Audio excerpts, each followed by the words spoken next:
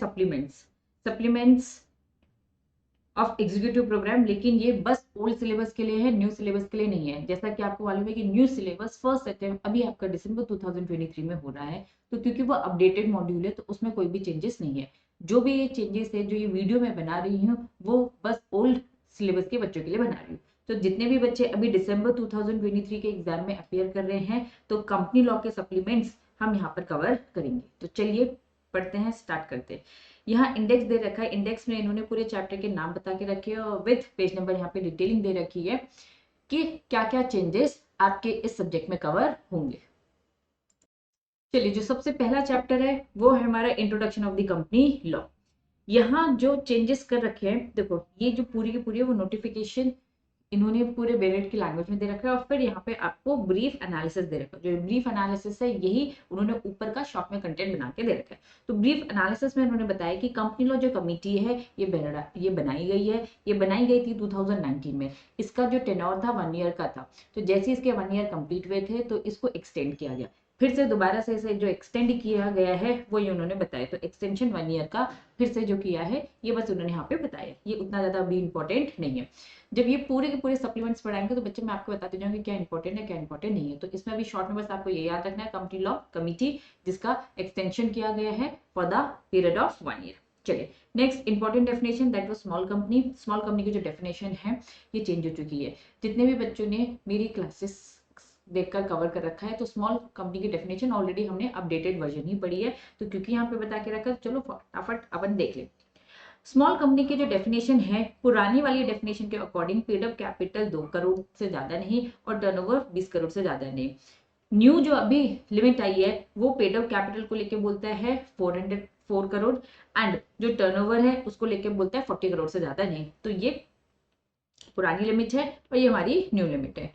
MCA ने क्या कर रखा है, एमसीक्यू जो भी फ्रिक्वेंटली मिनिस्ट्री के जो फ्रिक्वेंट जो अमेंडमेंट्स आ रखे, इन्होंने कहा कि भाई बेनिफिट्स क्यों दे रखे, क्यों यहाँ पे साफ साफ इन्होंने शॉर्ट में बस ये बता के रखा है स्मॉल कंपनी के क्राइटेरिया को बढ़ाते जा रहे हैं ताकि ज्यादा से ज्यादा कंपनी यहाँ पर आए और ज्यादा से ज्यादा लोगों को बेनिफिट्स मिल सके। तो एक्सपेक्टेड ये है कि कंप्लायंसेस का बर्डन कंपनीज में कम हो जाए, स्मॉल कैटेगरी थोड़ी सी ज्यादा हो जाए, जिस कारण से कंपनीज के एग्जाम्पशन या फिर बेनिफिट्स वो लोग ले सके। चलिए, नेक्स्ट तीसरा जो अमेंडमेंट आया है इस चैप्टर में वो आया है centre for processing accelerate corporate exit. ये ब्रीफ एनालिसिस है, आप थोड़ा सा इसको शॉर्ट में देखें। एक्चुअली में फाइनेंस मिनिस्टर ने बजट स्पीच 2022 में बता के रखा था कि वो एक सेंटर बनाना चाहते हैं ताकि एक्सेलरेट कर सके कॉर्पोरेट एक्सिट। जो भी कंपनी है जो सही तरीके से काम नहीं कर रही है उनको जल्दी से जल्दी उनका नाम हटाना, आरओसी ऑफिस में से रजिस्टर में से उनका नाम हटाने की एक प्रोसेस, तो ये सेटअप करना चाहती थी। नोटिफिकेशन आया मार्च 17 2023 में, ये सेटअप किया गया, इसे क्रिएट किया गया। इसको शॉर्टकट में CPAC बोल सकते हैं, जिसका फुल फॉर्म है centre for processing accelerated corporate exit. चलिए, तो यहाँ क्या बोल रहा है, CPC स्टैब्लिश जो हो रखा है ये स्टैब्लिश किया गया है, लोकेशन दे रखी है गुरुग्राम में, इफेक्टिव डेट बता के रखा है 1 अप्रैल 2023 से इसका सेटअप हो चुका है। इसका मेन पर्पस ये है कि हम फटाफट स्ट्रीमलाइनिंग करें किसको, कंपनी को एग्जिट रूट दे सके इजी, ताकि हो सके कंपनीज के कंप्लायंसेस, कंपनी को ईज देने के लिए ये करके रखा है। चलिए, यहाँ पे आपका फर्स्ट चैप्टर खत्म होता है। चलिए, नेक्स्ट चैप्टर जो हमारा है वो है share and share capital. Share and share capital में सबसे पहला जो चेंजेस आए, उन्होंने बोला कि डिक्लेरेशन देना पड़ेगा। डिक्लेरेशन देना पड़ेगा किसको, ट्रांसफरी कंपनी को, pure share transfer in the form SH4। Actual में यहाँ पे उन्होंने ये बोल रखा है, फॉरेन एक्सचेंज मैनेजमेंट एक्ट की बात हो रही है, ठीक है। तो अगर हमारे जो भी शेयर ट्रांसफर को लेके है उसमें फेमा आ रहा है मतलब कि आउटसाइड द कंट्री अगर हम ये ट्रांसफर करें तो आपको पहले क्या देना पड़ेगा, डिक्लेरेशन। तो अमेंडमेंट बोलते हैं डिक्लेरेशन देना पड़ेगा, तब जाकर आप क्या कर पाओगे, ये ट्रांसफर कर पाओगे। चलिए, नेक्स्ट हेडिंग जो चेंजेस किए वो है कंपनीज प्रॉस्पेक्टस अलॉटमेंट सिक्योरिटीज। देखिए, इसका जो ब्रीफ एनालिसिस है ये देखेंगे, ब्रीफ एनालिसिस में आ जाइए। टॉपिक है प्रॉस्पेक्टस अलॉटमेंट ऑफ सिक्योरिटीज की बात करी जा रही है। न्यू जो प्रोविजन है रूल 14 में एड ऑन किया गया है, बोला गया है कि कोई भी सिक्योरिटी है जो नेशनल एंटिटीज, जो national entities from the Indian border sharing countries, जो भी हमारी इंडिया के आसपास के कॉमन शेयरिंग जो बॉर्डर एरियाज वाली कंट्रीज है, उनको बोल रखा है कि सिक्योरिटीज कंपनी उनको ऑफर नहीं करेगी। अगर सिक्योरिटीज ऑफर करना है तो पहले आपको गवर्नमेंट की अप्रूवल लेनी पड़ेगी, विदाउट गवर्नमेंट अप्रूवल आप उनको ऑफर नहीं कर सकते। चलिए, अप्रूवल फेमर रूल्स के अकॉर्डिंग लेना पड़ेगा रिक्वायर्ड, और साथ में आपको क्या बोल रखा है, अटैच करना पड़ेगा प्राइवेट प्लेसमेंट ऑफर फॉर्म जो पास 4 है उसके साथ। नेक्स्ट जो अमेंडमेंट आया है वो share capital and debenture amendment rules के अकॉर्डिंग आया है। आइए इसका ब्रीफ एनालिसिस पढ़े। ब्रीफ एनालिसिस बोलता है कि जो बायबैक का जो प्रोविजन है इसके रूल्स में अमेंडमेंट आया है। इसमें बोल रखा है कि need of annexing the certificate, जो आपका फॉर्म है SH11 फॉर्म, उसके साथ आपको क्या करेंगे, जो सर्टिफिकेट है उसे annex, instead of annexing 11 SH11 declaration is not required. इन्होंने कहा कि जो फॉर्म SH11 है उसके साथ आप क्या देते थे, एनेक्स करते थे सर्टिफिकेट, अटैचमेंट में डालते थे। अटैचमेंट की डालने की जरूरत नहीं है आपको, अब क्या देना है, बस डिक्लेरेशन देना, उससे काम चल जाएगा। जो डिक्लेरेशन होगा उसमें 2 डायरेक्टर का साइन होगा, जिसमें से एक डायरेक्टर हमारा मैनेजिंग डायरेक्टर रहेगा, वो सर्टिफाई करेगा कि हाँ act rules regulation for the securities of buyback, अच्छे से हमने रूल्स रेगुलेशन फॉलो करे हैं। चलिए, नेक्स्ट है प्रोस्पेक्टस अलॉटमेंट सिक्योरिटीज का ही है। इसमें क्या बोल के रखा है कि न्यू रूल जो आए हैं MCA minister of corporate affairs 2023 change how, इन्होंने बोल रखा है कि कैसे कंपनी इशू करती है शेयर। तो जो डेट है 23 जनवरी 2023, no need for the resolution, आपको PA पास जो 3 है उसमें अलग से रेजोल्यूशन पास करने की जरूरत नहीं है अगर आप बोनस शेयर इशू कर रही है, ओमिट कर दिया। और जो फॉर्म 2 है, 3 है, 6 है, इसे रिप्लेस कर दिया गया है, अपडेटेड वर्जन इसके आ गए हैं। चलिए नेक्स्ट टॉपिक है, कुछ केसेस दे रखे, केसेस पक्के से पढ़ लेना, एग्जाम में कभी कभार डायरेक्ट क्वेश्चन आ जाते हैं। Utilization of security premium account की बात हो रही है, तो utilization of security premium account specific किसकी बात कर रहे हैं, सिलेक्टिव कैपिटल रिडक्शन। चलिए, एनसीएलटी ने साफ साफ इस केस के कंक्लूजन में बोला कि सिक्योरिटी प्रीमियम अकाउंट यूज दे सकते हैं, आप इसको दे सकते हैं नॉन प्रमोटर शेयर। 2 कैटेगरी, एक है प्रोमोटर ग्रुप के शेयर, एक है non promoter. Non promoter group के शेयर्स को आप सिक्योरिटी प्रीमियम अकाउंट का पैसा यूज कर सकते हैं।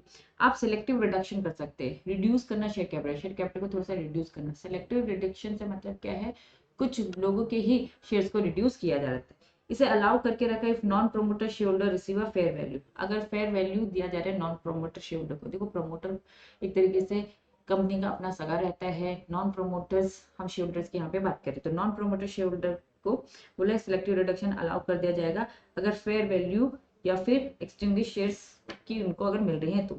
NCLT approve the need of the needed for the selective capital reduction. चलिए, दूसरा जो केस है, दूसरा केस बोलता है transfer and transmission of security का। चलिए, यहाँ क्या बोलता है, company can not register the share transfer without duly stamp instrument. साफ साफ बोल रखा है, अगर कोई भी बंदा किसी भी बंदे को अपने शेयर को बेच रहा है, ट्रांसफर करना है, तो उसके लिए जो इंस्ट्रूमेंट होगा, जो डॉक्यूमेंट होगा, ड्यूली स्टैम्प होना चाहिए, स्टैम्प ड्यूटी पेड होनी चाहिए। ड्यूली स्टैम्प से उनका मतलब क्या है, जो इंडियन स्टैम्प एक्ट बोलता है उसी से मतलब है। इनवैलिडेट क्राइटेरिया बताता है, स्टैम्प अच्छी तरीके से प्रॉपरली पे नहीं होगा तो हम मानेंगे is not cancel the document is valid. देखो होता क्या, फॉर एग्जाम्पल ये स्टैम्प है, ये आपका पेपर में ये आपका स्टैम्प है। अब इन्होंने बोला जो स्टैम्प है ये प्रॉपरली ना से कैंसिल होना चाहिए, अगर कैंसिल है तो वैलिड माना जाएगा, अदरवाइज वैलिड नहीं माना जाएगा। मैंडेटरी अगर रूल्स की बात करें, कंपनीज एक्ट 2013 अभी जो न्यू आया है, make a properly executed duly stamp with the instrument mandatory. अगर किसी को भी अपने शेयर्स को बेचना है तो वो ड्यूली स्टैम्प होना चाहिए, बस स्टैम्प ड्यूटी प्रॉपर पे नहीं होनी चाहिए, स्टैम्प ड्यूटी को कैंसिल भी किया जाना होना चाहिए। क्यों कैंसिल किया जाता है, कैंसिल करने के पीछे लॉजिक ये रहता है कि कभी भी कोई भी जो भी स्टैम्प ड्यूटी सरकार को मिली है, अगर उसमें स्टिक है और उससे कैंसिल नहीं है तो ये दोबारा से रीयूज होगा और गवर्नमेंट को उतना रेवेन्यू नहीं मिलेगा जितना मिलने चाहिए था, इसलिए कैंसिलेशन का प्रोसेस है। एक केस का रेफरेंस देके उन्होंने प्रवीण शादा का केस का रेफरेंस देके बताया कि कंपनी रजिस्टर नहीं करेगी ट्रांसफर को अगर वो ड्यूली स्टैम्प नहीं है तो। एक्सेप्टेबल स्टैंपिंग मेथड की बात करें, वर्धमान पब्लिशर लिमिटेड का केस, इन्होंने बोला affixing stamp on a separate sheet और a cancel stamp by drawing a line is consider. अगर आपने अलग से एक ड्राइंग बस कर दिया लाइन प्रॉपर, ये आपका स्टैम्प है, उसको ऊपर से ऐसे भी कट कर लिया तो भी हम मानेंगे कि हाँ आपने प्रॉपर तरीके से कैंसिलेशन किया और हमारे लिए ये वैलिड है, कंसीडर किया जाएगा। आर्टिकल को ऑल्टर करना और शेयर ट्रांसफर करना, न्यूली एडेड जो भी आर्टिकल है, board of director reject the share transfer does not affect newly added article allow, board reject कर सकता है शेयर ट्रांसफर को, लेकिन वो इफेक्ट नहीं करेगा किसमें, ट्रांजैक्शन में। लेकिन जो ओरिजिनल आर्टिकल है उसने अगर परमिशन दे रखी है फ्री कि आप ट्रांसफर कर सकते हो, तो फिर बोर्ड रिफ्यूज नहीं करेगा। आर्टिकल में लिखा है आप ट्रांसफर कर सकते हो, बोर्ड उसको रिफ्यूज नहीं करेगा। चलिए अब जो चैप्टर पढ़ेंगे वो है हमारा member and share holders. Member share holders में बोल रखा मैनेजमेंट एडमिनिस्ट्रेशन अमेंडमेंट रूल्स। ये जो रूल्स है ये क्या बोलते हैं, आ जाइए। अमेंडमेंट रूल्स बोलते हैं कि एमसी ने इंसर्ट कर रखा है रूल 14 का 3, ये बोलता है कि रिस्ट्रिक्शन लगा के रखा है इंस्पेक्शन में। किसका इंस्पेक्शन, रजिस्टर का, इंडेक्स का, रिटर्न का, for the companies member. Companies member को रिस्ट्रिक्ट कर रखा है, एक होता है रिस्ट्रिक्शन, एक होता है प्रोहिबिटेड। प्रोहिबिटेड नहीं है, रिस्ट्रिक्शन है, कुछ टर्म्स एंड कंडीशन फुलफिल करनी पड़ेगी। इन्होंने कहा कि रिस्ट्रिक्शन क्या है कि कभी भी आप क्या ना कर लो, कंपनी के मेंबर रजिस्टर के मेंबर्स की बात हो रही है, ठीक है। चलिए, कंपनी का जो मेंबर है उसका एड्रेस, उसका रजिस्टर एड्रेस, उसका बॉडी कॉपी, ईमेल आईडी या फिर unique identification number, pan number, ये आपका अवेलेबल नहीं है, ये रिस्ट्रिक्टेड है। स्कोप की अगर बात करें तो सेक्शन 94 ये कवर करता है।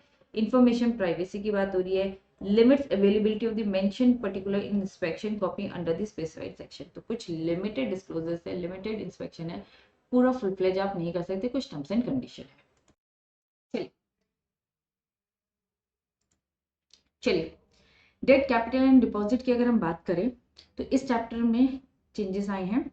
तो पहला चेंज डिपॉजिट को लेकर बोलता है कि जो companies accepted deposit amendment rules है इसको लेके इफेक्टिव डेट उन्होंने बोला कि पब्लिश कर रखी थी ऑफिशियल गैजेट में। इन्होंने बोल रखा है कि कंपनीज जो भी कवर मस्ट सबमिट, जो भी कंपनीज कवर होती है इन डिपॉजिट में, डिपॉजिट के रूल्स रेगुलेशन जिसमें एप्लीकेबल है, उनको ई फॉर्म जीपीटी 3 फॉर्म भी फाइल करना पड़ेगा। इंफॉर्मेशन शुड भी एनुअली देना पड़ेगा, कंपनी का ऑडिटर इसे ऑडिट करेगा और सबमिट करेगा डिक्लेरेशन। जीपीटी 3 और जो 4 है इसको अपडेट करके रखा है न्यू वर्जन। चलिए नेक्स्ट यहाँ पे केस लॉ दे रखा है, केस लॉ DRR को लेके। अगर मैं आपको बताऊं तो जितनी भी केस लॉज हैं ये बहुत ज्यादा इंपॉर्टेंट है, इसको तो पक्के से पढ़ना है। DRR का जो केसेस है, सबसे पहला ब्रिटानिया इंडस्ट्री लिमिटेड को लेकर उन्होंने बोल रखा है कि रीजनल डायरेक्टर ने ये ऑब्जर्व किया कि जो 9 शेयर होल्डर्स हैं वो इस स्कीम के ऑपोजिट है। कौन सी स्कीम की बात चल रही है, DRR, डिबेंचर रिडम्पशन रिजर्व्स की बात हो रही है। तो यहाँ पे उन्होंने ऑब्लिगेशन बोली कि भाई कंपनी को तो DRR अकाउंट बनाना पड़ेगा। अगर कोई कंपनी किसी से डिबेंचर लोन लेती है, डिबेंचर इशू करती है, तो ये डिबेंचर लायबिलिटी होती है जो आगे चलकर आपको पे करनी पड़ती है। तो उसके लिए एक अकाउंट बनाना पड़ता है जिसको हम बोलते हैं डिबेंचर रिडम्पशन रिजर्व। चलिए रेयन कॉर्पोरेशन की अगर कंपनी की बात करेंगे तो इन्होंने बोला कि जितनी भी मनीज होती है उसको आप एज अ लायबिलिटी रिजर्व में डालते जाते हैं। Debenture even unredeemable in the current period. अभी देखो तुरंत में तो हमें पे करना नहीं, फॉर एग्जाम्पल हमें 10 साल में पे करना है, लेकिन थोड़ा थोड़ा अभी से आपको लायबिलिटी अमाउंट मेंटेन करते रहना पड़ेगा, भले वो अभी करंट ईयर की नहीं है। ये रिडीम जो डिबेंचर है प्रोविजंस का, ये प्रॉफिट के अगेंस्ट कोई चार्ज नहीं है, ये एक ऑब्लिगेशन है, लायबिलिटी जो आपको पे ऑफ करनी पड़ेगी। चलिए एलेम्बिका लिमिटेड कंपनी के केस में ट्रिब्यूनल ने जो डिसीजन दिया, इन्होंने बोला कि only debenture redemption account reserve बनाने का मतलब ये नहीं है कि ये एक रिजर्व है, इसमें बस लायबिलिटी रिजर्व रखने से मतलब ये नहीं है कि भैया लायबिलिटी, पहले तो अकाउंट बनाना है, अकाउंट में फिर आपकी पैसे डालने पड़ेंगे जो कि आपकी लायबिलिटी है, और साथ में आपको प्रोविजन फॉलो करने पड़ेंगे। तो इन शॉर्ट वो ये बोल रहे हैं कि सारी रिजर्व की क्वालिटी कंडीशंस अगर आप फुलफिल करेंगे तो जाके आप क्वालिफाई करेंगे DRR के लिए। तो बस रिजर्व बनाना हम नहीं बोलेंगे, DRR बस उसमें पैसे डाल देना हम नहीं बोलेंगे, पूरे रूल्स रेगुलेशन फॉलो होने चाहिए। यहाँ पर ये वाला केस लॉ होता है ओवर। नेक्स्ट टॉपिक हमारा क्या है, चार्जेस। चार्जेस में 2 टॉपिक में अमेंडमेंट्स आए हैं। अमेंडमेंट जो आए हैं वो फॉर्म्स को लेकर आए हैं, ठीक है, ये थोड़ी सी ज्यादा डिटेलिंग वाली चीजें हैं।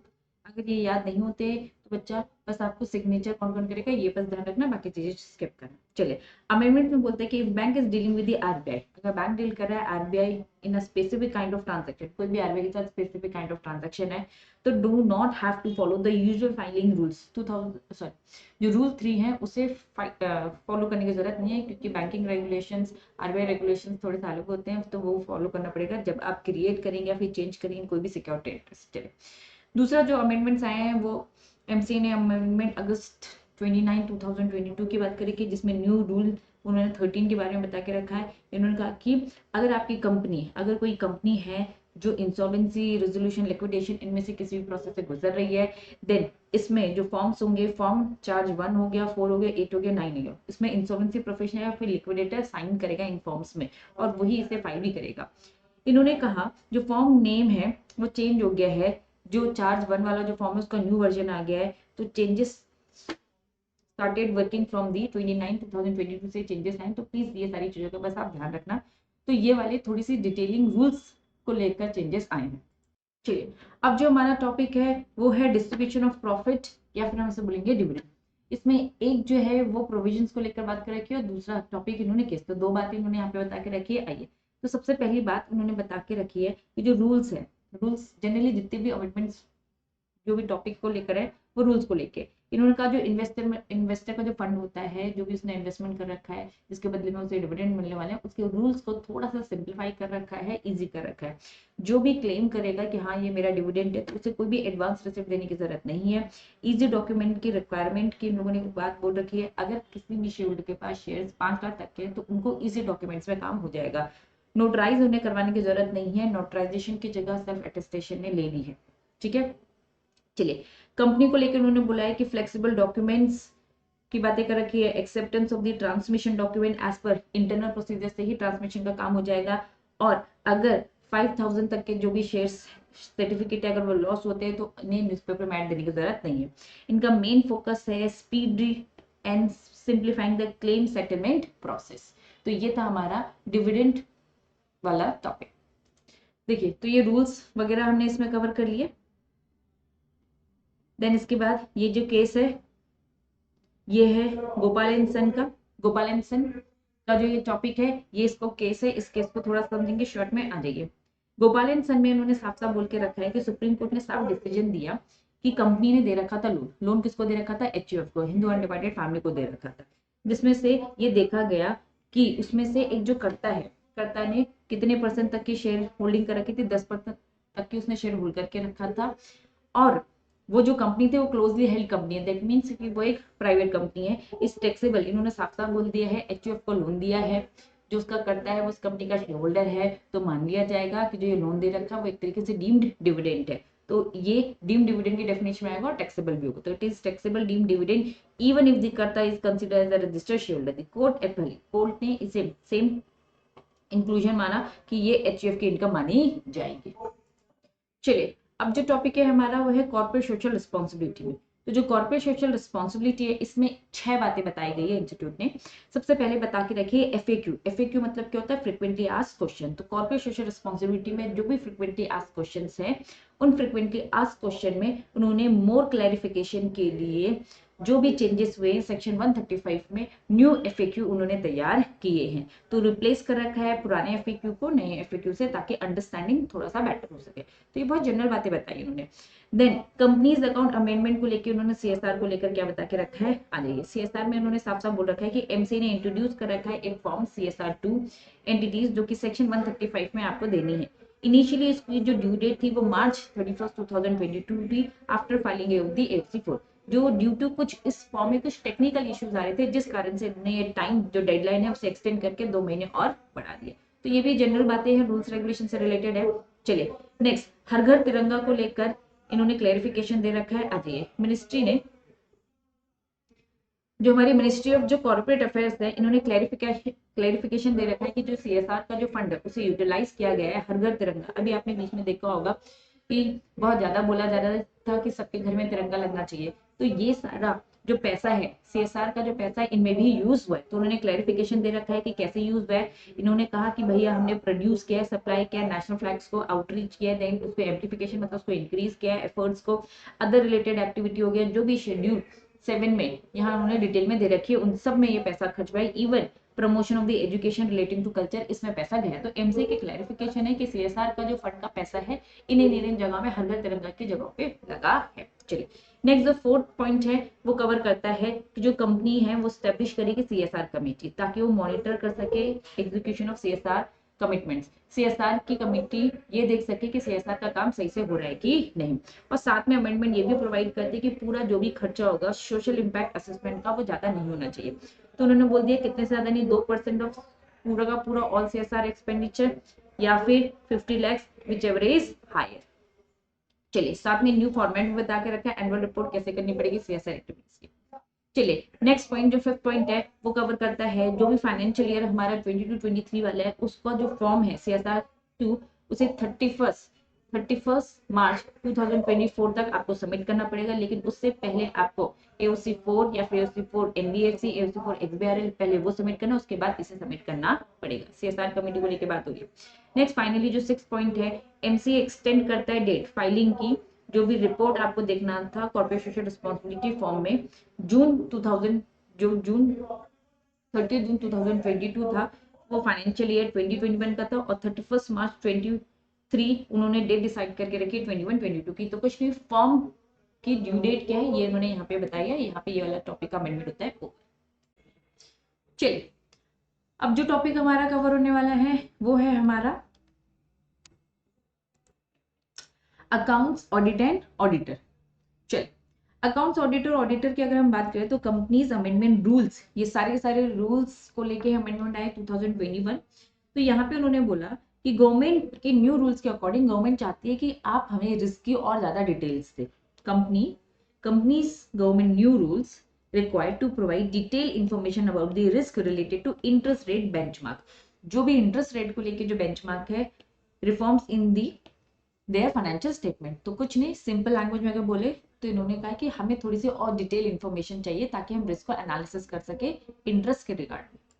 चलिए, नेक्स्ट जो टॉपिक है वो टॉपिक है हमारा कंपनीज अकाउंटिंग स्टैंडर्ड रूल्स 2022। इसमें कवर कर रखा है, डेफिनेशन दे रखी है। जो डेफिनेशन है वो small and medium size company की बात कर रहा है। इस डेफिनेशन को रिवाइज किया गया। चलिए शॉर्ट में पढ़ते हैं। जो स्मॉल एंड मीडियम साइज जो कंपनीज है उनको बोल रखा है ये equity debt of security listed नहीं है। स्मॉल एंड मीडियम जो कंपनीज है इसकी डेफिनेशन को रिवाइज करके बोल रखा है कि ये कंपनी के जो इक्विटी और डेट सिक्योरिटीज है वो लिस्टेड नहीं है। ये कोई बैंक नहीं है, फाइनेंशियल इंस्टीट्यूशन नहीं है, इंश्योरेंस कंपनी नहीं है। इसका जो टर्नओवर है वो एक्सीड नहीं करता है 250 करोड़। जो भी हमारी बोरिंग है, इसकी बोरिंग के डेफिनेशन में पब्लिक डिपॉजिट भी इंक्लूड है और उसकी बोरिंग भी एक्सीड नहीं होनी चाहिए 50 करोड़ से। नॉट होल्डिंग और subsidy company for the non SMC। इन्होंने कहा कि SMC जो कंपनी है, स्मॉल एंड मीडियम साइज जो कंपनीज है, उसकी होल्डिंग और सब्सिडी कंपनी नहीं होनी चाहिए, तभी तो वो छोटे साइज की कंपनीज है। लेकिन हाँ, इनकी कुछ ऑब्लिगेशंस है। इनकी क्या क्या ऑब्लिगेशन है? हर कंपनी और उसके ऑडिटर को अकाउंटिंग स्टैंडर्ड का कंप्लायंस करना पड़ेगा। Then applied the preparation of the financial statements बनाने पड़ेंगे। और अगर वो चाहते हैं कि ये एग्जेम्पशन के लिए वो क्वालिफाई करे तो इसके लिए जो भी एग्जिस्टिंग कंपनी है जिनके पास ऑलरेडी SMC वाला स्टेटस है तो उन्हें 2 कॉन्जिक्यूटिव अकाउंटिंग पीरियड की पूरी क्वालिफाई करने के लिए फॉर द एग्जेम्पशन रिलैक्सेशन या उन्होंने बोल रखा है जो भी एग्जिस्टिंग कंपनी है जो SMC वाला स्टेटस मेंटेन कर रही है उन्हें 2 कॉन्जिक्यूटिव अकाउंटिंग पीरियड के लिए वो क्वालिफाई करती है exemption relaxation for the accounting standard. Clarity है? चलिए, देखिए हमने यहाँ पे डेफिनेशन वाला पॉइंट कवर कर लिया। देन इसके बाद क्या क्या ऑब्लिगेशन है टू कंप्लाई, और अगर वो एग्जेम्पशन में आती है तो उन्हें 2 साल तक का एग्जेम्पशन मिल जाएगा। नेक्स्ट टॉपिक है हमारा companies account second amendment rules के अकॉर्डिंग इन्होंने बोल रखा है कि मिनिस्ट्री ऑफ कॉर्पोरेट अफेयर ने नोटिफिकेशन के अकॉर्डिंग इशू कर रखा है कंपनी अकाउंट सेकेंड अमेंडमेंट। इन्होंने एक्सटेंड कर दिया डेट एप्लीकेबिलिटी किसकी? Audit trial features in the accounting software. ठीक है, तो ये डेट 1/4/2022 से 1/4/2023 दे दिया। नेक्स्ट जो हमारा अमेंडमेंट कवर होता है इन्होंने ब्रीफ में दे रखा है जो भी हमारी अथॉरिटी है। ठीक है, अथॉरिटी कौन है? MCA with the consultation of the national financial reporting authority. उनको अकॉर्डिंग उन्होंने कुछ इंडेज दे रखे। इंडेज को उन्होंने शॉर्ट में बता के रखा है। इंडेज 16, 17 प्रॉपर्टी प्लांट एंड इक्विपमेंट को लेकर, 37 provision contingent liability contingent assets को लेकर, देन 41 एग्रीकल्चर को लेकर, 101 first time adoption of the Indian accounting standard, 103 business combination and finally 109 financial instrument को कवर करता है। चलिए, नेक्स्ट जो NFRA अमेंडमेंट रूल्स है इसका चलिए शॉर्ट में डिस्क्रिप्शन देख लेते हैं। ये शॉर्ट में डिस्क्रिप्शन क्या बोलते हैं? नोटिफिकेशन आया है 17 मार्च 2022 को। इनका फोकस है पूरा का पूरा जो NFRA जो अमेंडमेंट रूल्स है उसको लेके। इनके की अमेंडमेंट्स ये है कि substitution of the rule 13 regarding the punishment of the non compliances. अगर आप नॉन कंप्लायंसेस करते हैं तो इसके कारण आपको पनिशमेंट मिलेगी। तो जो भी पनिशमेंट रूल 30 में दे रखा होगा उसका सब्स्टिट्यूशन लेकर आगे उन्होंने स्पेसिफाई कर रखा है कि आपको फाइन लग सकता है। फाइन 5,000 से ज्यादा नहीं होगा for the contravention. Additionally daily fine आपको अलग से लगेगा जो नॉट एक्सीडिंग 500 होगा for the contingent contravention. Replace previous punishment जो 450 में दे रखी थी उसको रिप्लेस किया गया है। चलिए नेक्स्ट, एमसीए ने क्लैरिफिकेशन दे रखा है। क्लैरिफिकेशन के अकॉर्डिंग उन्होंने 24 मार्च 2021 को दे रखा है। उनका फोकस है कंपनीज एक्ट जो शेड्यूल 3 है उसको अमेंड कर रखा है। उसके अकॉर्डिंग मैंडेट कर रखा है कि राउंड ऑफ आपको फिगर्स लेने पड़ेंगे in the financial statement based on the total income. जो भी टोटल इनकम की चीजें आएंगी तो प्लीज आप उसको राउंड ऑफ करिए। रीसेंट क्लेरिफिकेशन दे रखा है, प्रोवाइड एब्सोल्यूट फिगर, आपको एब्सोल्यूट फिगर देना होगा इन जो आपका फॉर्म है एफसी 4 में, वो not be deemed as a incorrect. अब देखो साफ साफ उन्होंने बोल रखा है कि आपको राउंडिंग ऑफ देना है इनकेस अगर आप थोड़ा सा राउंड ऑफ कर देते हो। देखो पहले क्या होता था, कोई भी जो फिगर्स होते थे उसको थोड़ा सा राउंड ऑफ करके दे दिया जाता था। अब साफ साफ क्लेरिफिकेशन के थ्रू उन्होंने बोल रखा है कि आपको राउंड ऑफ करके नहीं देना है, एग्जैक्ट जो टोटल इनकम होता है वही स्पेसिफाई करना है। लेकिन इनकेस अगर आप उसको फिर भी राउंड ऑफ करके दिया जाता है तो हम ये नहीं मानेंगे कि आपने इनकरेक्ट दिया है। सॉरी उल्टा बोल रहा है, उल्टा है ये। अगर आपने एब्सोल्यूट फिगर दे रखे हैं, आपको राउंड ऑफ करना चाहिए। अगर आपने एब्सोल्यूट फिगर दे रखे हैं, provide absolute figure in the AOC for one not be deemed, तो हम ऐसा नहीं मानेंगे कि आपने इनकरेक्ट दिया, उसे करेक्ट ही माना जाएगा। चलिए next, companies Indian accounting standard amendment rules की बात करेंगे। एमसीए कंसल्ट करती है। देखो जितने भी अकाउंटिंग स्टैंडर्ड से रूल्स रेगुलेशंस बनते हैं तो उनके लिए एक अथॉरिटी होती है, उन अथॉरिटी से ही हमेशा एमसीए कंसल्ट करती है। अथॉरिटी का नाम है नेशनल फाइनेंशियल रिपोर्टिंग अथॉरिटी। ठीक है, इन्होंने ये फॉलोइंग इंडेज दे रखे हैं, अमेंड दे रखे हैं, तो ये पूरे नाम की लिस्ट दे रखी है। That's it. चलिए यहाँ पे ये चैप्टर होता है हमारा ओवर।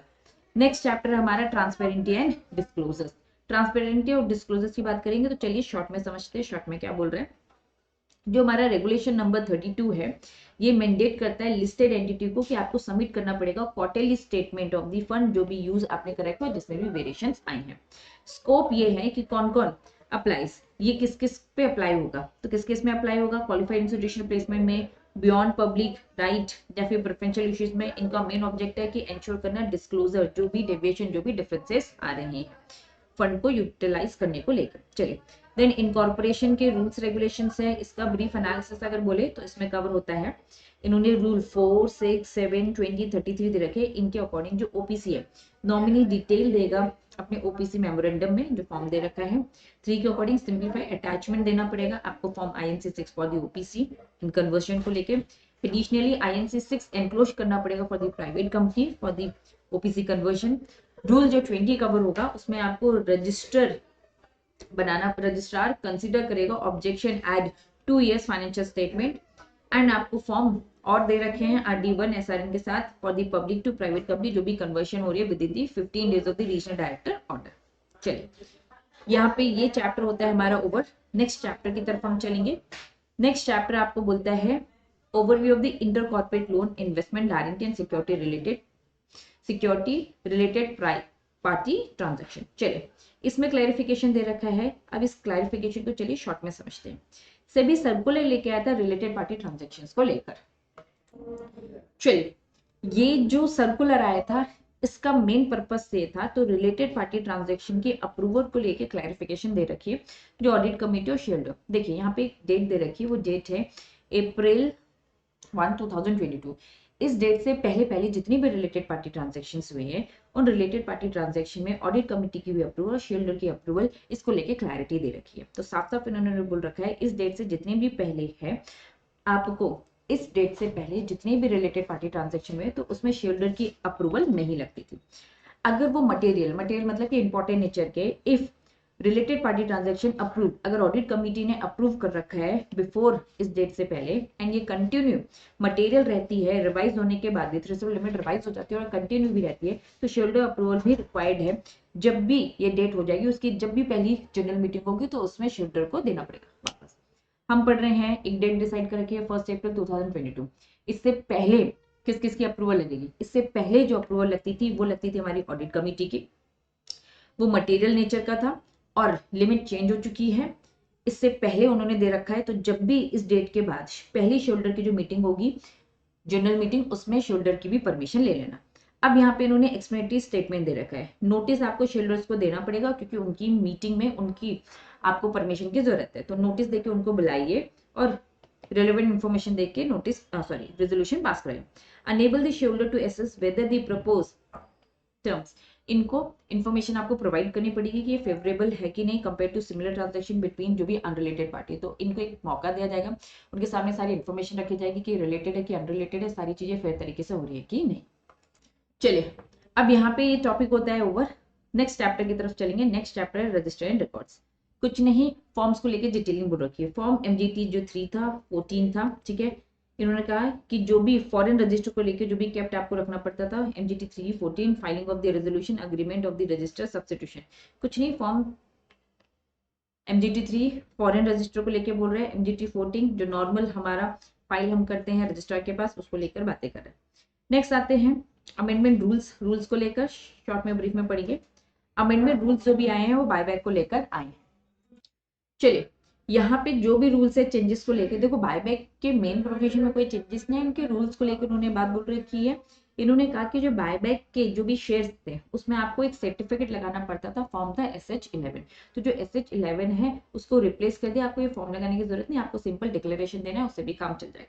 लेकिन जो आप डिक्लेरेशन दोगे तो उसमें 2 डायरेक्टर के साइन होने चाहिए, उन 2 में से एक तो MD होना चाहिए, ठीक है। सर्टिफाइड कंप्लायंसेस आपको करने पड़ेंगे एक्ट रूल्स के अकॉर्डिंग। ये जो फॉर्म है SH7 SH8 SH9 ये सब रिवाइज हो चुके हैं, दैट मींस अपडेट हो गए हैं, दैट्स इट, ठीक है। चलिए नेक्स्ट फिर से रूल्स आए हैं। रूल्स बोलते हैं एडिशनल फीस लगेंगी अगर आप डिले करेंगे।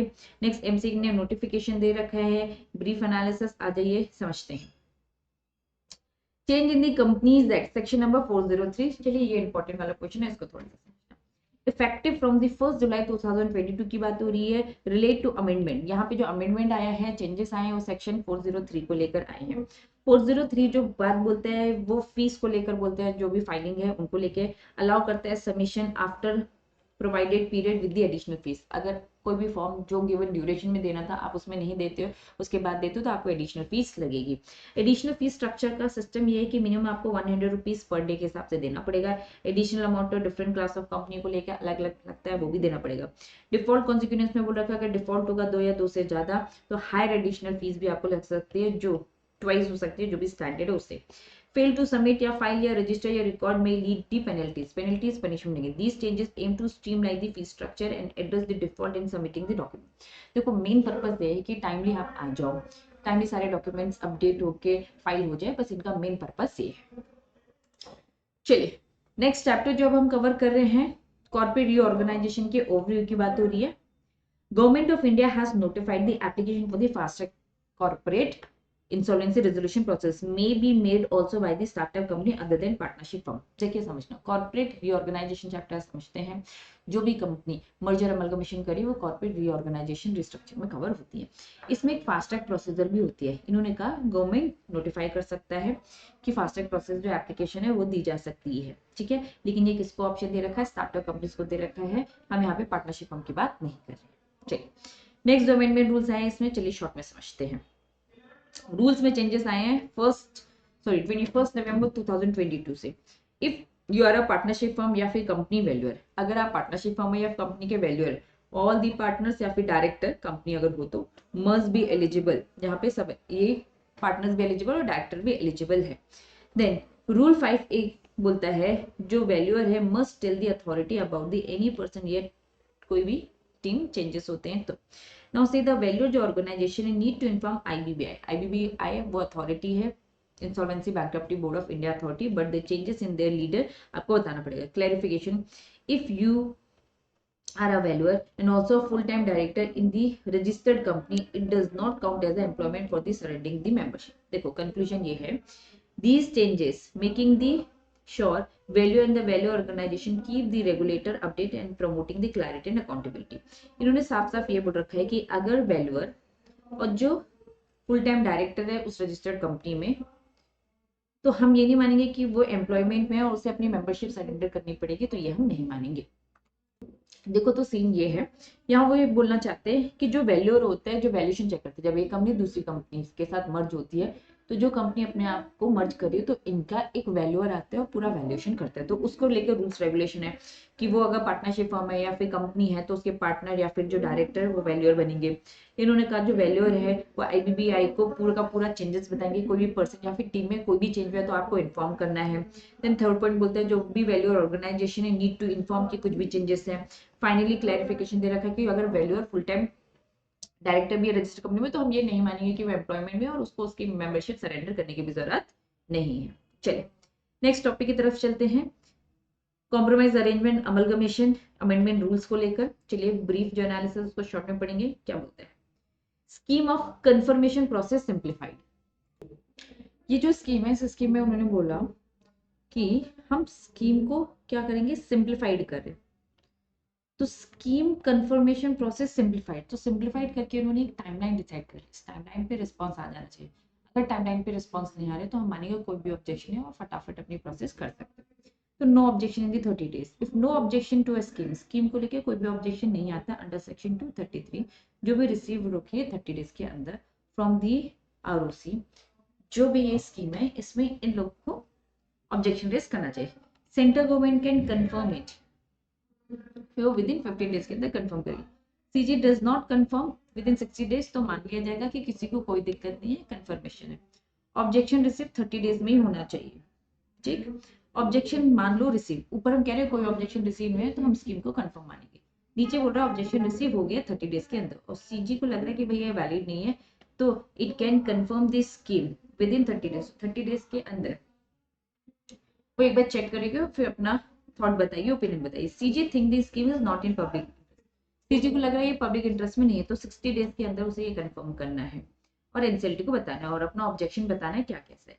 सीजी डज नॉट नाइदर, उसे ठीक नहीं लग रहा है तो डी कुछ अगर उसने नहीं बोला तो कोई भी ऑब्जेक्शन रेज नहीं माना जाएगा और कंफर्मेशन ऑर्डर कर दी जाएगी, आपको ऑब्जेक्शन रेज करना पड़ेगा। तो सिंप्लीफाई करने के लिए to ensure the timely decision और क्लियर कम्युनिकेशन तो ये पूरी स्कीम तैयार की गई है। चलिए अब जो चैप्टर है नेक्स्ट वो इंट्रोडक्शन टू एमसीए 21 और फाइलिंग ऑफ एक्सबीआरएल की बात कर रहे हैं। यहाँ इन्होंने पूरे रूल्स दे रखे हैं, accounts, opening of bank account and shop establishment registration कैसे क्या होगा, ये पूरी डिटेलिंग अमेंडमेंट के हाइलाइट्स दे रखे। तो जो इसके इफेक्ट दे रखे वो फॉर्म्स इन सारी चीजों को लेके तो उसको एक ऊपर से वन रीड करना। चलिए देन अमेंडमेंट रूल्स जो दे रखे हैं इनकॉर्पोरेशन को लेके तो ministry of corporate affair rules को लेकर बोल रहे हैं। चलिए रूल्स को हम सिंपल में पढ़े। Simplified incorporation of the Nidhi company, Nidhi companies को हम चाहते हैं सिंपल फॉर्म में इनकॉर्पोरेशन। तो न्यू डिक्लेरेशन रिक्वायरमेंट है, उन्होंने कहा कि आपको अलग से कोई सर्टिफिकेशन डॉक्यूमेंट देने की जरूरत नहीं है, रादर आपको डिक्लेरेशन दोगे तो भी आपका काम चल जाएगा। जो भी निधि कंपनी है फ्रेश डिक्लेरेशन लेगी सीजी से अंडर सेक्शन 406 के according need before starting operation. कोई भी काम चालू करेगी तो पहले डिक्लेरेशन लेना है। Company must submit this declaration during incorporation के प्रोसेस में देना पड़ेगा। अपडेट वर्जन की बात करें कि इन फॉर्म्स में उन्होंने कहा कि कुछ अपडेट्स आए हैं तो प्लीज इसको एक बार चेक कर लेना। चलिए नेक्स्ट समझते हैं मिनिस्ट्री ऑफ कॉर्पोरेट अफेयर ने सेकेंड इनकॉर्पोरेशन अमेंडमेंट में जो कवर कर रखा है simplified declaration of the company incorporation, same है ऑलमोस्ट, अपडेट कर रखा है फॉर्म INC 9 जो कि डिक्लेरेशन है बाय द सब्सक्राइबर या first director has been revise, form change हो गया तो प्लीज वो देख लेना। नाउ इंक्लूड द डिक्लेरेशन, जो फॉर्म है उसे क्या कर रहा है डिक्लेरेशन में इंक्लूड कर दिया गया है, दैट्स इट। चलिए नेक्स्ट अमेंडमेंट जो रूल्स में दे रखे हैं उसको बता के रखा है company conversion rules. Company convert जो कि उसके अमेंडमेंट को लेकर बोल रखा है। OPC nominee details, nominee information OPC के मेमोरेंडम में देंगे, सबमिट फॉर्म करना पड़ेगा INC 32। सिंप्लीफाइड कन्वर्जन की बात करें तो रूल्स वगैरह दे रखे हैं ईज करने के लिए कि ओपीसी प्राइवेट पब्लिक में इजीली कन्वर्ट हो जाए, फॉर्म्स दे रखे हैं। कन्वर्जन रिक्वायरमेंट की बात करेंगे तो रूल 7 भी आपको फॉलो करना पड़ेगा। रिक्वायर्ड द क्रेडिटर से आपको NOC जाके लेना पड़ेगा। लाइसेंस इशू कंसिडरेशन की बात करेंगे देन उन्होंने बोला 2 years the financial statement of section 8 का होना चाहिए तभी मिलेगा। ऑल्टर आर्टिकल को ऑल्टर करो ताकि आप पब्लिक से प्राइवेट में जा सके तो NCLT के ऑर्डर की जरूरत पड़ेगी। SRN मेंशन नॉट नीडेड, इसके बिना भी आपका काम चल जाएगा। तो यहाँ पर हमने ये टॉपिक कंप्लीट कर लिया। चलिए next companies prospectus allotment security amendment को लेकर बोल रखा है। इशू जो भी किए गए bonus share company resolution pass in the general meeting. इन्होंने कहा कि जब भी कंपनी बोनस शेयर इशू करती है तो उसके लिए जो भी रेजोल्यूशन पास हुआ जनरल मीटिंग में तो आपको फॉर्म जो अटैच करना था पास 3 का, पास 2, 3, ये 6 ये सबको सब्स्टिट्यूट रिप्लेस कर लिए, मतलब कि ये थोड़े से अमेंडेड वर्जन आ गए। चलिए नेक्स्ट है कंपनी के removal of name of the company लेके इसका जो ब्रीफ है, चलिए शॉर्ट में पढ़ते हैं।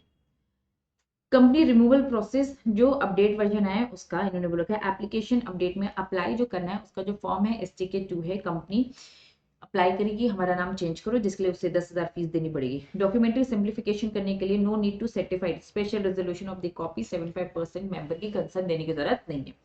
फंक्शनल ज्यूरिडिक्शन की बात करेंगे तो जो भी रजिस्ट्रार है corporate centre for the processing accelerate corporate exit handle, ये हैंडल करेगी STK2 का फॉर्म, जो भी एप्लीकेशन है। नेशनल वाइड टेरिटोरियल ज्यूरिडिक्शन है इनका, जो भी ये फॉर्म से 2, 6 और जो 7 है इसे अपडेट किया गया है।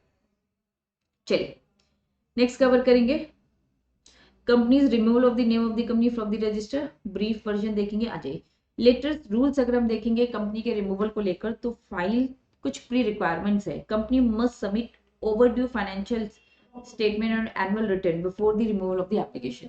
इन्होंने कहा कि अगर आप एप्लीकेशन डालते हो कि मुझे मेरी कंपनी का नाम हटाना है ROC में से, तो पहले आपको जितनी भी फाइनेंशियल स्टेटमेंट्स आपकी ओवरड्यू है बची हुई है पहले आपको वो देना पड़ेगा, तब आपका नाम हटेगा। लिमिटेशन पीरियड की अगर हम बात करेंगे तो रिस्ट्रिक्शन है रिमूवल एप्लीकेशन को लेके, आपको टाइम पर आना पड़ेगा, लिमिटेशन लगेगा।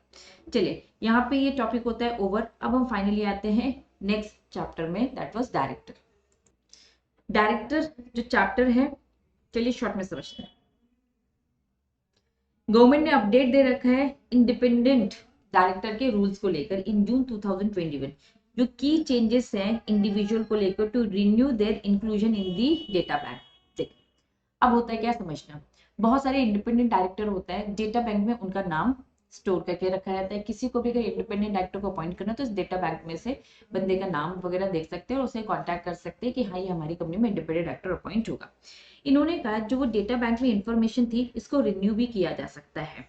If there is a delay they can still apply with the extra fees. अगर डिले हो गया टाइम पे वो रिन्यू नहीं कर पाए तो एक्स्ट्रा फीस करके वो इंक्लूड भी करवा सकते हैं। चलिए नेक्स्ट है अपॉइंटमेंट क्वालिफिकेशन ऑफ डायरेक्टर को लेकर अमेंडमेंट रूल्स। ये जो अमेंडमेंट रूल्स है चलिए ब्रीफ एनालिसिस शॉर्ट में पढ़ते हैं। अमेंडमेंट एग्जेम्पशन, यहाँ इंडिविजुअल को एग्जेम्पशन मिल रखी है from the online proficiency self assessment test. समझना इंडिपेंडेंट डायरेक्टर बनने के लिए कुछ एक टेस्ट से गुजरना पड़ता है। इन्होंने कहा कि इंडिविजुअल्स को टेस्ट देने की जरूरत नहीं है, सेल्फ असेसमेंट टेस्ट देने की जरूरत नहीं है, तब भी उसका independent director as a data bank में नाम स्टोर हो जाएगा। लेकिन ये एग्जाम्पशन उसको तब मिलेगी जब वो कंडीशन फुलफिल करेगा। अगर कोई इंडिविजुअल के पास 3 साल का एक्सपीरियंस है in a service in the director level position या फिर अब in any centre state government ministry department को, तो उसे टेस्ट देने की जरूरत नहीं है, सीधा नाम उसका आ जाएगा। एग्जाम्पशन अप्लाई करेगा इंडिविजुअल एक्सपीरियंस अगर उसका कॉमर्स में, कॉर्पोरेट अफेयर, फाइनेंस इंडस्ट्री में है या फिर पब्लिक एंटरप्राइज है। प्रोफेशनल अगर एक्सपीरियंस एग्जाम्पशन की बात करूं तो इंडिविजुअल एटलीस्ट 10 ईयर का experience as an advocate, CA, CS, then CMA in practices में, तो ऑल्सो उसको भी टेस्ट देने की जरूरत नहीं है, डायरेक्ट को इंडिपेंडेंट डायरेक्टर के लिए अपॉइंट हो सकता है। चलिए नेक्स्ट टॉपिक क्या है, creation and the maintenance of the data bank of the independent director. Brief analysis में आ जाइए देखेंगे। IICA Indian institute of the corporate affair shall कितने दिन के अंदर, 60 डेज के अंदर from the end of the every financial year.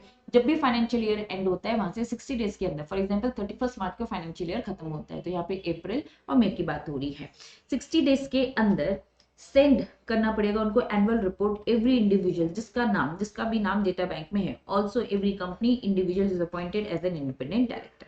चलिए नेक्स्ट दे रखा है appointment and qualification of director amendment rules. इसका ब्रीफ एनालिसिस पढ़ते हैं। ब्रीफ एनालिसिस की बात करेंगे तो alignment with the foreign exchange management rules की बात हो रही है। Changes in the director appointment form, जो भी डायरेक्टर को अपॉइंट किया जाता है तो बाहर का डायरेक्टर भी हमारी कंपनी में अपॉइंट हो सकता है। उनके फॉर्म में कुछ चेंजेस कर रखे, अलाइन कर रखे हैं with the foreign exchange management. हमारे कंपनीज एक्ट में अगर डायरेक्टर को अपॉइंट करना है और वो फॉरेनर है तो हमारा जो फॉर्म है उस फॉर्म को इस तरीके से बनाया गया है ताकि फेमा भी कवर हो जाए, फेमा के रूल्स भी अलाइन हो जाए। Security clearance requirement, individual from the countries sharing land border, हमारी जो कंट्री है उसके आसपास के बॉर्डर वाली जो कंट्रीज है, नेबर कंट्रीज है, जैसे चाइना हो गया, देन पाकिस्तान हो गया, इससे जो बॉर्डर कंट्रीज है उनकी बात हो रही है। वैसे तो पाकिस्तान को बहुत सारी चीजों में से अलग रखा जाता है, जो भी भूटान हो गया, ये सारी जो कंट्रीज की बात हो रही है। तो जो भी कॉमन लैंड शेयरिंग जो बॉर्डर्स है with India must provide the necessary security clearance. आपको मिनिस्ट्री ऑफ होम अफेयर्स को एक्स्ट्रा डॉक्यूमेंट देने पड़ेंगे जस्ट फॉर सिक्योरिटी.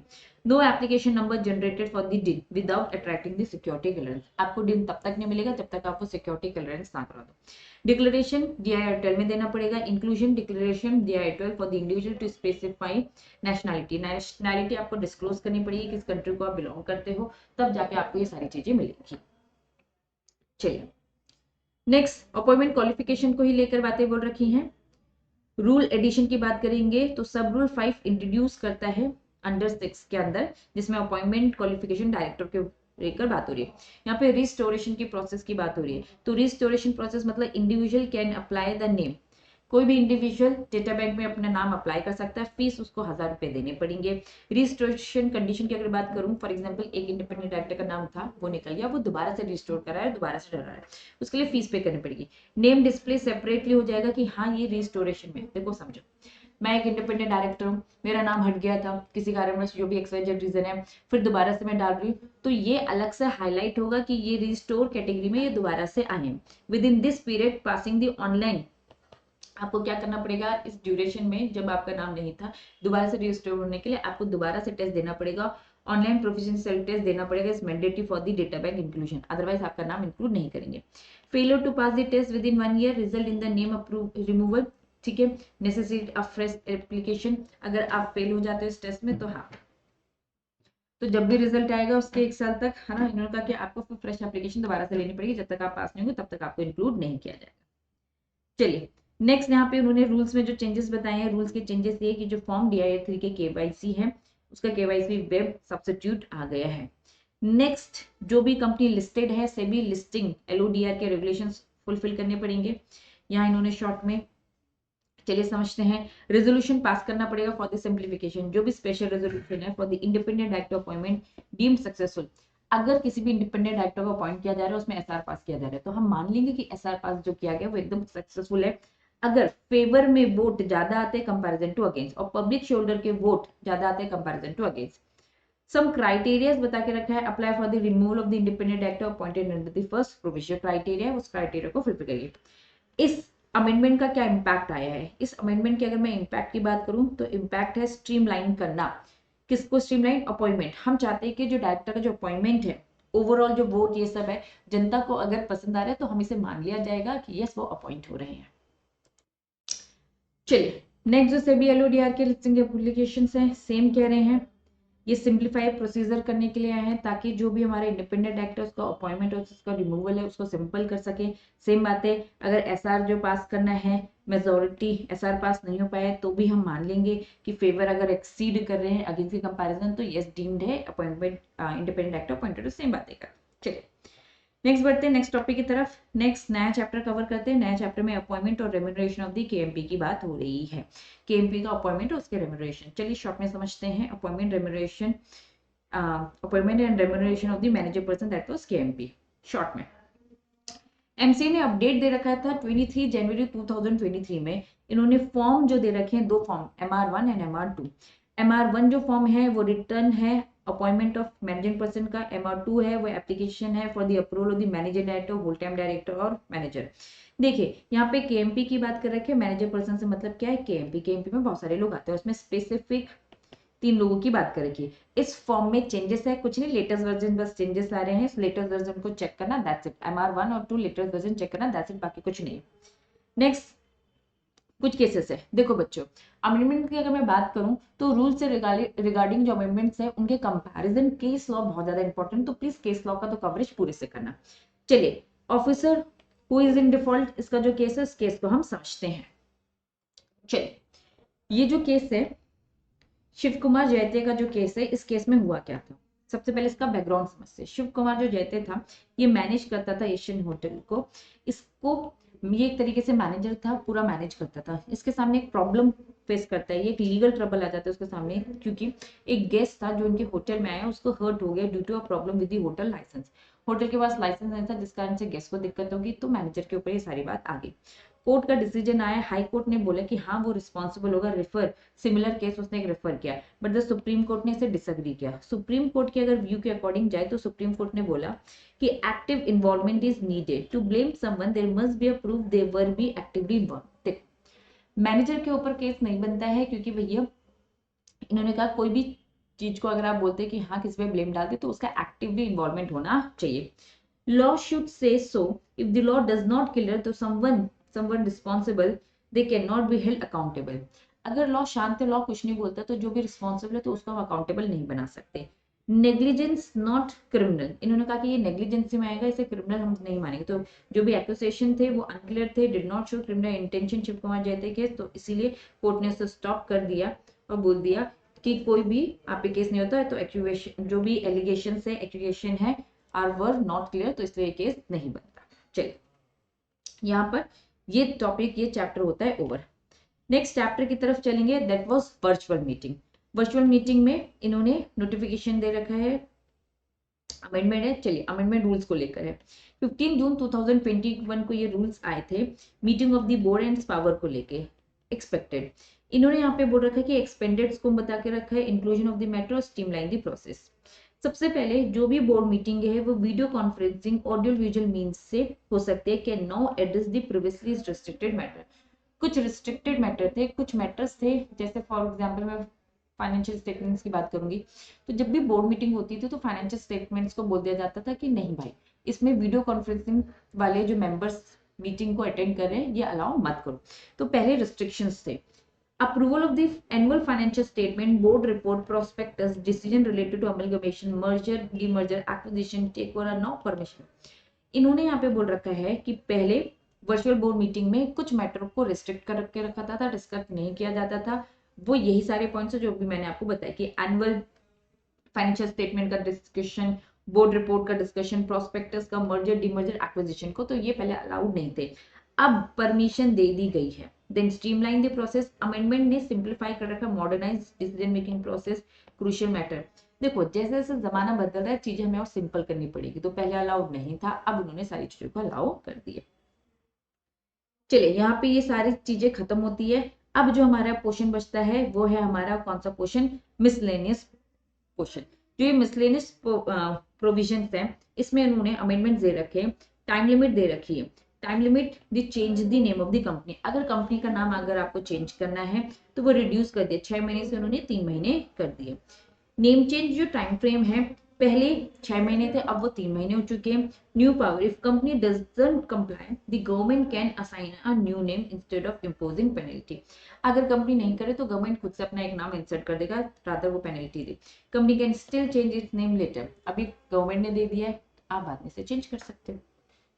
चलिए नेक्स्ट यहाँ पर रूल्स को लेके बातें कर रखी हैं, आओ थोड़ा सा ओवरव्यू शॉर्ट में देखें। अमेंडमेंट ओवरव्यू की बात करेंगे तो फिफ्थ अमेंडमेंट रूल्स 2021 इफेक्टिव आया है 1 सितंबर 2020। न्यू रूल डील करता है अलॉटमेंट ऑफ न्यू नेम से, ठीक है, companies act. Non compliance, company doesn't name change तो उसका एक नाम रख दिया जाएगा, वो नाम क्या बोल दिया उन्होंने, ORDNC, full form order of the regional director not comply, तो इसीलिए गवर्नमेंट ने अपना एक नाम दे दिया, ठीक है। एक्सेप्शन, नो इम्पैक्ट, नहीं इम्पैक्ट पड़ेगा अगर आपका case already pending for the disposal 3 month से है, unless the subsequently rejection the company must promptly comply companies that, ठीक, आपको बोल रखा है कि कंपनी बाद में नेम चेंज कर सकती है। जो भी हमने शॉर्ट में पढ़ा उसी को उन्होंने और थोड़ा सा डिटेल में दे रखा है, दैट्स इट। चलिए बढ़ते आगे। Next specification of the definition details का अमेंडमेंट है। इन्होंने क्या बोल रखा है, डेफिनेशन अपडेट, जो भी कंपनीज की डेफिनेशन दे रखे, specification of the definition detail rules दे रखे क्लियरली। इलेक्ट्रॉनिक जो मोड है of the foreign companies, electronic offering, इन्होंने कहा एक्सप्लेनेशन एडिशन, जो भी इलेक्ट्रॉनिक ऑफरिंग है, सब्सक्रिप्शन है, listing, security, not consider the electronic mode related to foreign companies. इन्होंने अगर शॉर्ट में बोलूं तो इन्होंने बोल रखा है कि जो भी इलेक्ट्रॉनिकली ऑफर है, सब्सक्रिप्शन है, लिस्टिंग है, security in the IFSC under the SEZ not consider, उन्होंने कहा electronic mode for the companies act को कंसीडर नहीं करता है फॉरेन कंपनी के केस में। चलिए नेक्स्ट जो पॉइंट है उन्होंने सेम दे रखा है, सेम बात है जो अभी हमने बोला कि SEZ में नहीं करता है। नेक्स्ट आ जाओ सेक्शन 393 का। सेक्शन 387 से लेकर 392 सबसे पहले नोट डाउन कर लो कि यहाँ पे जो भी बातें हो रही है कंपनी इनकॉर्पोरेट आउटसाइड इंडिया की बात हो रही है, मतलब फॉरेन कंपनीज की बात हो रही है। चलिए, एमसीए ने एग्जेम्पशन दे रखा है फॉलोइंग क्लास ऑफ कंपनीज को। एमसीए ने एग्जेम्पशन दे रखा है, नीचे कुछ कंपनीज है छूट दे रखी है सेक्शन 387 से लेके 392 को लेकर। फॉरेन कंपनीज को दे रखी है वो कंपनी जो बाहर इनकॉर्पोरेट हुई है और मे नॉट बी एस्टेब्लिश या place of business in India, या तो फॉरेन कंपनी जो बाहर इनकॉर्पोरेट है लेकिन प्लेस ऑफ बिजनेस यहाँ पर है। दूसरी कंपनी जिसका प्लेस ऑफ बिजनेस भी यहाँ है या फिर इंडिया के बाहर है। Offering the subscription in the security, अगर वो कोई भी सिक्योरिटी ऑफर कर रही है प्रॉस्पेक्टस या all the matters incidental in the international financial service centre वाली अंडर 18 स्पेशल इकोनॉमिक जोन, तो इनको यहाँ पे छूट दे रखी है। That's it. चलिए, निधि कंपनीज के निधि कंपनी के अमेंडमेंट के रूल्स हैं, चलिए शॉर्ट में समझते हैं। बहुत सारी चीजें शॉर्ट में फटाफट पढ़ेंगे। निधि अमेंडमेंट रूल की बात करेंगे तो non compliance of the consequence, companies not follow the rule 3A cannot raise the deposit and provide loan, नहीं मिलेगा उनको ये फैसिलिटी। डिपॉजिट जो भी है raise post non compliance is deemed to be under the acceptance of the deposit. Nidhi declaration application, जो public company seeking Nidhi status must apply, आपको form देना पड़ेगा फिल करके within 120 days from the meeting condition. Fit and proper person criteria, director और promoter जो भी होगा please criteria fulfil करिए तभी वो आएंगे, डिस्क्वालीफाइड नहीं होते। Minimum period of capital requirements complete कर लेना आपको 10 लाख वाली विद इन 18 मंथ्स के अंदर। रूल 5 के अमेंडमेंट के अकॉर्डिंग बोलूँ तो companies incorporate as a Nidhi after enforcement of the rules exemption certain requirements दे रखे, जनरल इंस्ट्रक्शन प्रोहिबिशन दे रखे। निधि कंपनीज में मेंबर शेयरहोल्डिंग ट्रांसफर लिमिट दे रखी है उन्होंने कि 50% से ज्यादा नहीं होना चाहिए। निधि की नेटवर्थ फंड रिक्वायरमेंट बोलो कि भाई कम से कम 20 तो होना चाहिए 18 मंथ के अंदर। ब्रांच क्लोज अप्रूवल की प्रोसेस भी आपको लेनी पड़ेगी। एक्सपेंडेड लोन कवर निधि भी आपको कवर करना पड़ेगा। ज्वाइंट शेयरहोल्डर लोन लिमिटेशन देखना पड़ेगा। डिविडेंड डिक्लेरेशन लिमिट और नॉन कंप्लायंसेस इंपैक्ट भी आपको देखनी पड़ेगी। तो ये सारी चीजें आपको देखनी पड़ेगी। चलिए, देन नेक्स्ट आते हैं insolvency bankruptcy code voluntary liquidation process की तरफ आते हैं। यहाँ शॉर्ट में आ जाइए समझते हैं। जो भी लिक्विडेटर कंप्लीट हो रहा है लिक्विडेशन प्रोसेस तो उसमें आपको 270 डेज के अंदर कंप्लीट करने पड़ेंगे। लिक्विडेशन कमिटमेंट डेट से क्रेडिटर के अप्रूवल वगैरह भी ले लेना है। 90 days liquidation commitment date and all of the cases. इन्होंने दो सिचुएशन दे रखी है। पहली सिचुएशन में उन्होंने क्या बोल रखा है, लिक्विडेशन प्रोसेस आपको कंप्लीट करनी पड़ेगी 270 डेज या फिर 90 डेज। किस केस में उन्होंने कहा कि अगर क्रेडिटर हैव अप्रूव्ड रेजोल्यूशन तो, या फिर एनी अदर केस तो। चलिए, नेक्स्ट आते हैं CBD notification for the pan integration with the LLP incorporation की बात आती है। यहाँ क्या बोल रहे हैं अजय, मिनिस्ट्री कॉर्पोरेट अफेयर ने क्लैरिफाई कर रखा है कि अप्लाई करना है अगर पैन के लिए फॉर द एलएलपी, अगर कोई एलएलपी है वो पैन के लिए अप्लाई कर रही है। नाउ फाइल दी सिंप्लीफाइड प्रोफॉर्मा आपको देना पड़ेगा एलएलपी को लेके इलेक्ट्रॉनिकली, ये फॉर्म देना पड़ेगा यूजिंग डीएससी, तो आपको मिल जाएगा। नेक्स्ट आते हैं company incorporation third amendment rules को लेकर आते हैं, शॉर्ट में समझते हैं। एमसीए ने नोटिफिकेशन दे रखा है कंपनी इनकॉर्पोरेशन रूल के अकॉर्डिंग इफेक्टिव डेट अगस्त 18 2022 न्यू रूल्स के अकॉर्डिंग फिजिकली वेरिफिकेशन कंपनी के रजिस्टर ऑफिस की करनी पड़ेगी रजिस्ट्रार को। वेरिफिकेशन जो प्रोसेस होगा उसमें 2 लोकल विटनेस होने चाहिए जो वेरीफाई करेंगे। डॉक्यूमेंटेशन आपको कंप्लीट करने पड़ेंगे। फोटोग्राफ की बात करें तो take a photo of the register office for the verification, report requirement submit आपको करनी पड़ेगी। चलिए नेक्स्ट क्या बोलता है, removal of the name of the company for the registrar of the company. ROC की रजिस्टर में से अगर नेम रिमूव करना है तो क्या, एमसीए ने अपडेट कर रखा है अगस्त 24 2022 publish in the official gazette from the effect. जो ये सारे फॉर्म से ये चेंज हो चुके हैं, अपडेट हो चुके हैं। What changes now the company can indicate they are not doing any business, उनको ये बताना है बिजनेस नहीं कर रहे, ऑपरेशन में नहीं है फिजिकली, बस आपको ये अपडेट करना है। चलिए, कंपनीज के ऑथराइज टू रजिस्टर में फॉर्म जो AFC 5 था, notice of the address at which books of the accounts are maintain, ये चेंज हो चुका है, फॉर्म AFC में अपडेट आ गए। Next ministry of corporate affair amendments दे रखे हैं। इसमें क्या बोल रखा है, एमसीए ने अपडेट दे रखा है, उनके अकॉर्डिंग जो अमेंडमेंट्स है वो रजिस्ट्रेशन ऑफिस और फीस को लेकर है। ये सारे फॉर्म्स के नाम दे रखे हैं, ये रिप्लेस हो चुके हैं। MCA 2 की जगह MCA 3 पोर्टल का वर्जन जब से आया है। ई फॉर्म्स जो भी एप्लीकेबल है must have now sine. Insolvency resolution professional करेगा, जो प्रोफेशनल लिक्विडेटर कंपनी, ये सारे लोग साइन करेंगे। File should be submitted to register with the specified जो भी फीस है उसके साथ। फाइनली नेक्स्ट शॉर्ट में समझते हैं। अमेंडमेंट रूल्स के अकॉर्डिंग जो ये फॉर्म्स दे रखे हैं ये रिप्लेस हो चुके हैं, वही जो हमने ऊपर पढ़ा, rules modification, company have outstanding unsecured loan है, there is no need to lender conference, आपको ये सब करने की जरूरत नहीं है। यहाँ पे ये पूरा अमेंडमेंट कवर होता है बच्चों। अगर मैं आपको शॉर्ट में बोलूं कि क्या इसमें सबसे ज्यादा है, अगर आप नोटिस करोगे तो अप्रोक्स 50 पेजेस का, अप्रोक्स देखो 50 पेजेस का ये पूरा का पूरा अमेंडमेंट आपका होता है। लेकिन स्टिल इसमें जितने भी चेंजेस हैं वो रूल्स को लेकर ज्यादा चेंजेस है। आपको उसमें मेन जो एक्ट चेंज हुए, जो कंसेप्ट चेंज हुए, बस वही इंपॉर्टेंट है जो सबसे पहले फोकस करना चाहिए। उसके बाद आपको रूल्स में ध्यान देने चाहिए। तो यहाँ पे all the best for the exam.